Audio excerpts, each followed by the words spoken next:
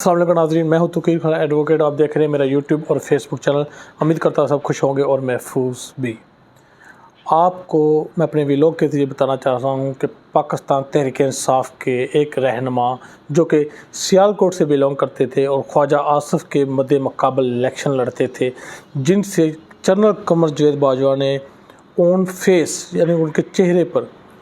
किसी के सामने नहीं उनके सामने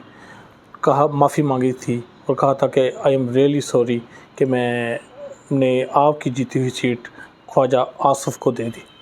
और नेक्स्ट आपके साथ ऐसा नहीं होगा। ये कमर जावेद बाजवा ने आसमान डार से बनी गाला में मुलाकात के दौरान ये बात कही थी। उन्होंने पाकिस्तान तहरीक इंसाफ को अलविदा कह दिया है, पाकिस्तान तहरीक इंसाफ छोड़ दी है। आसमान डार की पाकिस्तान तहरीक इंसाफ को छोड़ने के पीछे कौन से असबाब हैं, हम अपने व्लॉग के ज़रिए आपको बताएंगे कि किन वजूहात की बुनियाद पर, कौन से अवामल थे जिसकी वजह से कि आसमान डार साहब ने तहरीक इंसाफ छोड़ी। और जस्ट तहरीक इंसाफ छोड़ी नहीं, बल्कि तहरीक इंसाफ के चेयरमैन इमरान खान साहब पर एलिगेशन भी लगाए हैं। ये एलिगेशन भी उन्होंने किसी के कहने पे लगाए हैं, क्योंकि जो इंसान 5 माह तक इमरान खान और तहरीक इंसाफ के साथ खड़ा रहा, वो अचानक कामरान शाहद के प्रोग्राम में नमूदार होता है और कामरान शाहद के प्रोग्राम में नमूदार होने के बाद वो डायरेक्ट एलिगेशन लगाने लग पड़ता है तहरीक इंसाफ के चेयरमैन पर। उनके साथ इतनी ज़्यादा ज़्यादती की गई है, इतना ज़्यादा टॉर्चर किया गया, उनका बिज़नेस सारा डिस्ट्रॉय हो गया है, उनका मेंटली तौर पर फैमिली में डिस्टर्बेंस पैदा हो गई थी और उनके कारोबार का सत्यानाश कर दिया गया था। इतने बुरे हालात थे, उनकी फैक्ट्री सील कर दी गई,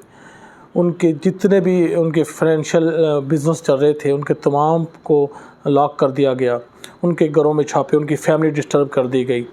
और वो उन्होंने तंग आकर, मजबूर आकर 5 माह के बाद, 9 मई के बाद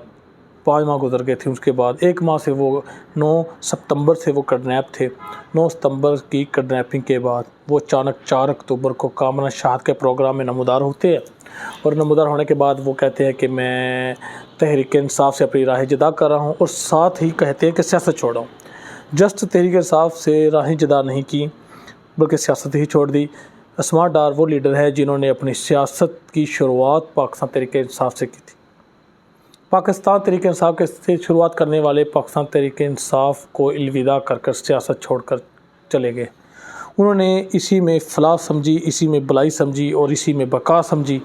और पाकिस्तान तहरीक इंसाफ को छोड़ दिया। उनके पाकिस्तान तहरीक इंसाफ के कामरान शाहद के इंटरव्यू के कुछ देर बाद ही, जस्ट 1 घंटे के बाद, उनकी वालदा मोहतरमा का भी बयान सामने आ गया।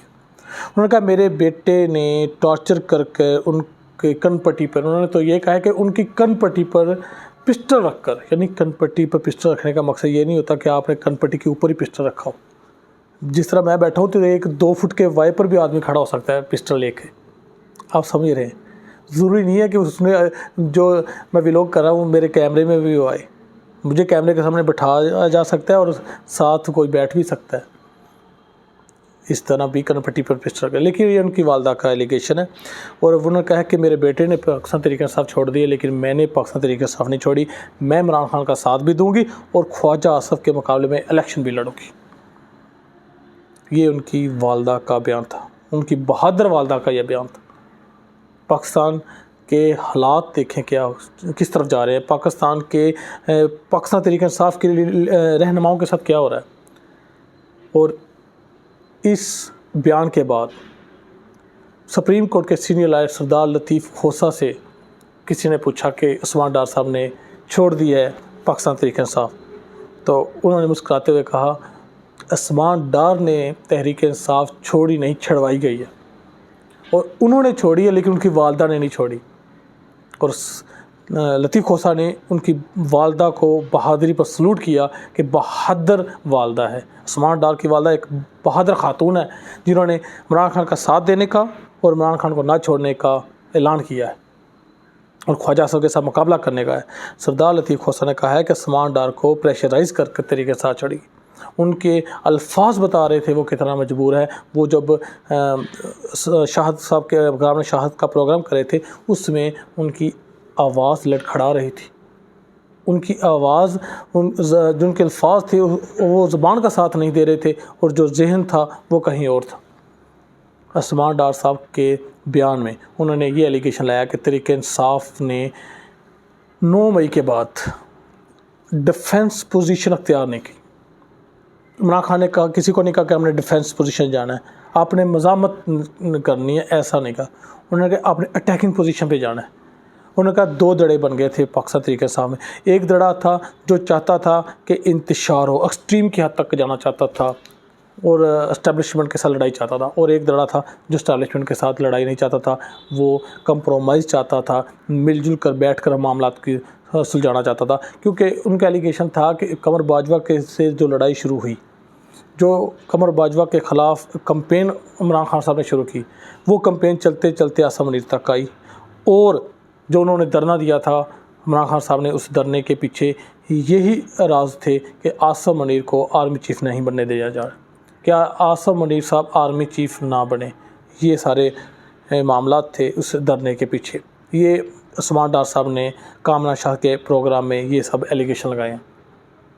اور 9 مئی کے واقعات کے پیچھے ان کا کہنا ہے کہ وہ آرمی چیف بننے کے بعد بھی ان کو آرمی چیف کے عہدے سے ہٹوانا چاہتے تھے عاصم منیر صاحب کو۔ یہ سیریس ایلیگیشن ہے جو کہ عثمان ڈار صاحب نے لگائے ہیں، اور انہوں نے کہا کچھ لوگ تھے جامد قریشی اور ان کے جیسے ایک پرامن لیڈر، وہ اسٹیبلشمنٹ کے ساتھ لڑائی کے حامی نہیں تھے، جبکہ جو پاکستان تحریک انصاف کے لاہور سے حماد اظہر صاحب، اس کے علاوہ فواد چودھری صاحب، اس کے علاوہ حبیب صاحب، یہ سب لوگ چاہتے تھے کہ ان کے ساتھ اٹیکنگ پوزیشن پہ جایا جائے، نہ ان کے ساتھ بحث کی جائے اور ان کو لڑائی کی جائے اسٹیبلشمنٹ کے ساتھ۔ اور اسی پر حماد اظہر صاحب کا بھی انٹرویو آ گیا، حماد اظہر صاحب کی ویڈیو آ گئی۔ حماد اظہر صاحب نے کہا ہے کہ عثمان ڈار ہمارے بھائی ہیں، عثمان ڈار مجبور تھے، وہ کس حد تک جاتے، وہ کیا کرتے، اتنے مجبور تھے کہ انہوں نے یہ انٹرویو کیا اور تحریک انصاف سے علیحدگی کو ہی اپنی فلاح اور بھلائی سمجھائے۔ یہ حماد اظہر صاحب نے بھی کہہ دیا، لیکن حماد اظہر صاحب نے کہا ہے کہ میں حلفاً، ویڈیو میں انہوں نے کہا ہے کہ میں اپنی حلفاً اقرار کرتا ہوں کہ آج تک نہ ہی پاکستان تحریک انصاف کے چیئرمین نے ہمیں کوئی اس طرح کی پوزیشن لینے کا کہا، نہ ہی ہمیں انہوں نے کبھی کہا کہ اداروں کے ساتھ لڑائی کرنی ہے آپ نے، اور نہ ہی ہم نے کبھی خان صاحب کو کہا کہ ہم نے اداروں کے ساتھ لڑائی کرنی، کیونکہ انہوں نے اپنی ویڈیو میں کہا مادہ نے کہ یہ ادارے بھی ہمارے ہیں، یہ فوج بھی ہماری ہے، لیکن ہمارے ساتھ زیادتی ہو رہی ہے، اور جو لیڈران، جو رہنما پاکستان تحریک انصاف کو چھوڑ رہے ہیں، وہ مجبوری میں چھوڑ رہے ہیں، ان کو چھڑوایا جا رہا ہے، ان کو اسٹیبلشمنٹ چھڑوا رہی ہے۔ لیکن حماد اظہر صاحب نے کہا ہے کہ میرا کسی قسم کا کوئی تعلق اس کے ساتھ نہیں ہے کہ میں نے عمران خان صاحب کو کہا ہو یا ہمارے کسی گروپ کے لوگوں نے کبھی عمران خان صاحب کو کہا ہو کہ آپ نے اسٹیبلشمنٹ کے ساتھ لڑائی کرنی ہے، آپ نے ایکسٹریم لیول پہ جانا ہے، آپ نے اٹیکنگ پوزیشن لینی ہے، اور نہ ہی کبھی خان صاحب نے ہمیں کہا ہے کہ آفٹر می اریسٹ آپ نے میری گرفتاری کے بعد اٹیکنگ پوزیشن پہ جانا ہے یا اسٹیبلشمنٹ کے ساتھ لڑائی کرنی ہے یا عالمی تنصیبات پر حملہ کرنا ہے۔ خان صاحب نے بھی ایسا کبھی نہیں کہا۔ اور یہ معاملات ہیں کہ عثمان ڈار صاحب نے پاکستان تحریک انصاف چھوڑ دی ہے، اور اس کے بعد اس کی والدہ نے خواجہ اصف صاحب کے مقابلے میں الیکشن اور تحریک انصاف نہ چھوڑنے کا اعلان کیا ہے، اور حماد اظہر صاحب نے کہا ہے کہ وہ ہمارا بھائی ہے عثمان ڈار صاحب، وہ انہوں نے مجبوری میں تحریک انصاف چھوڑی ہے، اور ہم عثمان ڈار کے ساتھ ان کے بھی ساتھ ہیں اور پاکستان تحریک انصاف کے بھی ساتھ ہیں۔ اور آپ میرے چینل کو زیادہ سے زیادہ میری ویڈیو کو شیئر کیا کریں اور میرے چینل کو دیکھتے رہیں، اور